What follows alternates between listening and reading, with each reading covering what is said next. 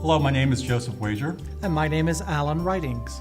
We work for the Cooperative of American Physicians in the Risk Management and Patient Safety Department. And today's risk eTip is regarding diagnostic results and tests. So what happens in the practice when the doctor receives his or her test via mail? Traditionally in the past that was the case. With the introduction of electronic medical record, it should come back electronically. However, interfaces do not always work, and sometimes the physician will receive his or her copy via the mail.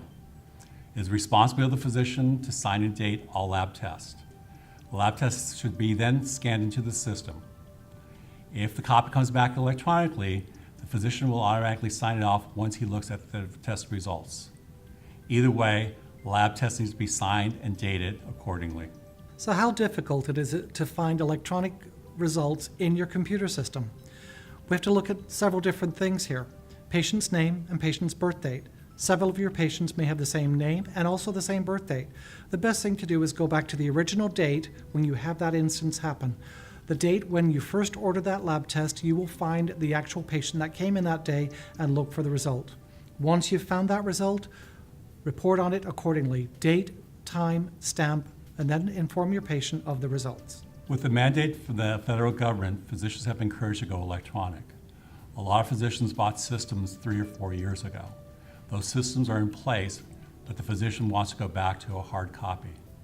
Physicians always complain that they can't find the data they need, they can't make decisions in regards to patients. When answering that question, going back to hard copy is not an option. Physicians must move forward and maintain their electronic medical record to be eligible for incentives and also to be productive with their patients. So what happens one day when you're trying to find out if a patient's actual medical record or lab result was signed off? Quite simply, go into your computer system, look at the date that the patient came in, open up that chart, and look at your notes. At the top or the bottom of those notes or lab report will have your signature, the date and time it was scanned in. If it was not signed off, you must then make an addendum to the chart and re-sign off and attach the new information or the older information to the correct date.